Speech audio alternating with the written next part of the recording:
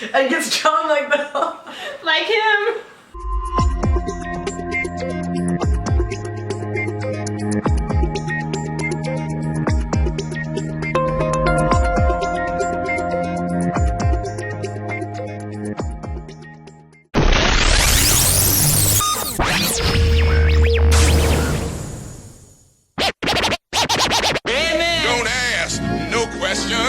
Hey guys, what's going on? This is Paul Ravella from ProPhysique.com, and I felt like discussing something today regarding something that's become, I don't want to call it controversial because I don't think it's controversial. I just think there's some semantics involved that can kind of lead people to think the terms themselves define the process.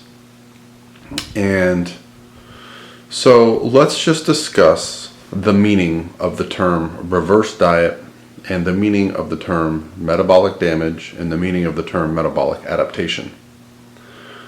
So the first term, reverse diet. Reverse dieting, the way I do it as a coach, is the idea of returning a person's metabolism back to its maintenance level where it was before we started a fat loss phase. The goal being not putting on body fat at a rate faster than which it came off. It is possible to put on body fat really quickly and not allow the metabolism to recover. And then what happens is oftentimes people will decide that they want to lose that body fat. Now doing that with the metabolism already suppressed, that can create a situation where you have to get very aggressive to get the body fat off. And then once you do get it off, if you're able to, and if you haven't been through this many times, it's still possible, then if the same thing happens and you put on body fat quickly, now you start to get a situation where the term metabolic damage has been used. And I do think the term damage is misleading. But basically metabolic damage, just in my mind, it just means a place where despite lowering calories and increasing cardio, basically what should be creating a caloric deficit, the body is no longer able to lose body fat because the metabolism is so well adapted to these conditions that it is just determined to hold on to every bit of body fat it can. So and I understand why some people think the term metabolic damage is a bit misleading, because damage can imply a permanent thing. And I haven't seen too many instances, or maybe I don't think I've seen any instances where we couldn't restore metabolic function.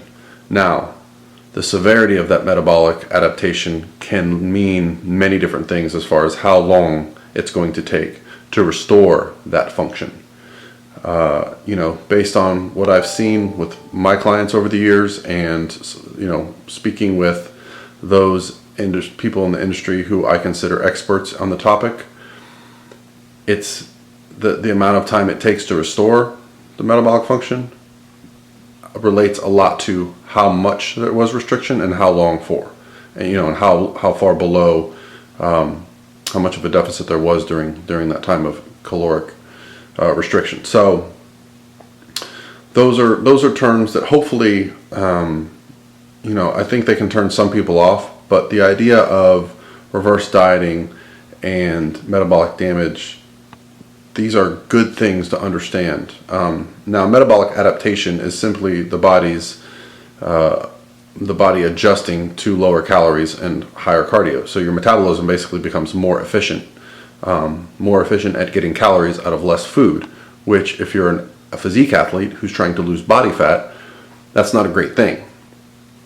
If you are someone who's starving, that is a great thing because you will survive longer.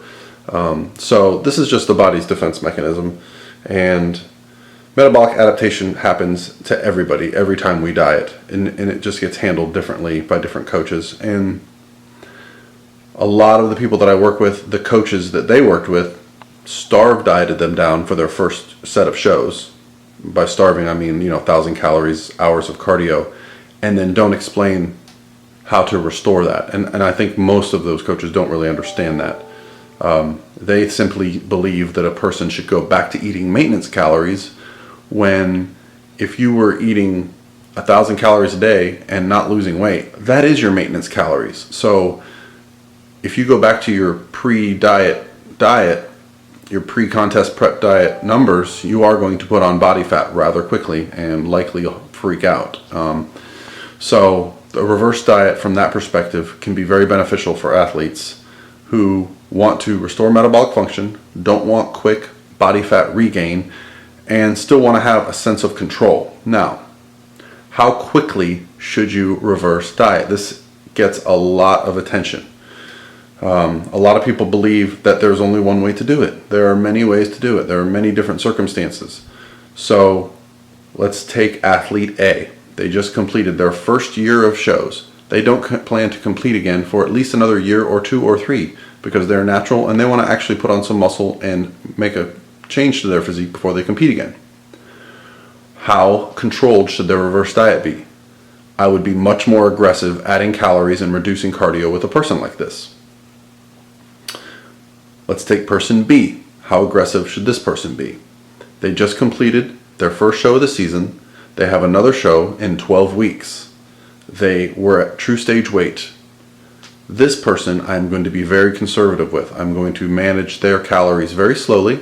I'm going to reduce their cardio very gradually, and I'm going to see how they respond every week.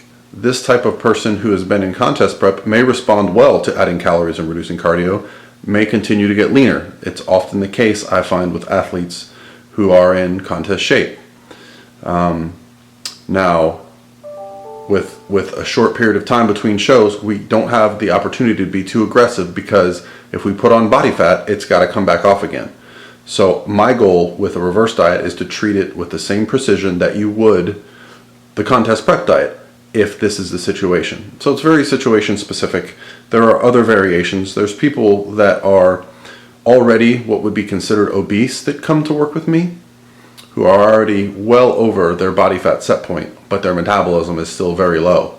And then we have to begin the process of, yes, reverse dieting, of adding calories, which can be scary to them because they ideally would like to start losing weight right away.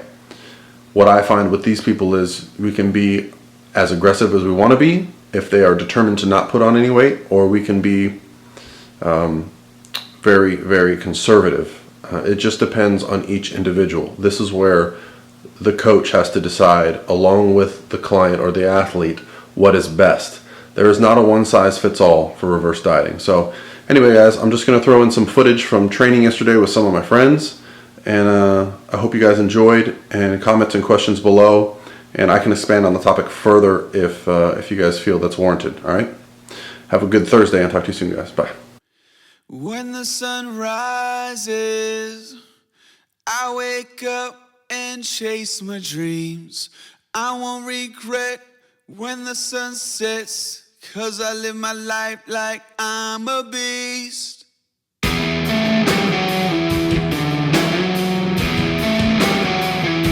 a full-time beast.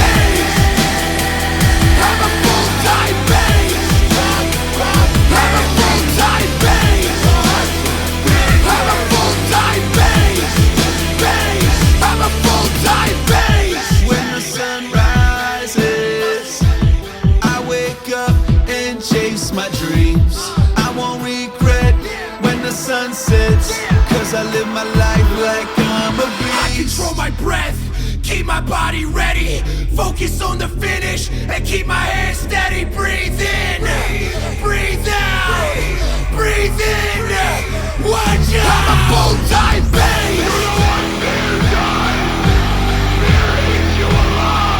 I'm a full-time beast.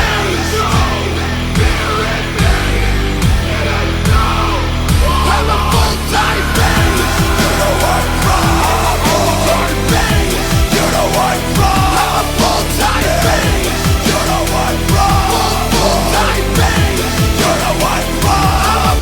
I'm a beast. Picture me climbing tooth and nail till I'm at the top. Jump without a net, never break a sweat, 'cause I live my life like it's all I got. I'll never flinch, I'll never close my eyes.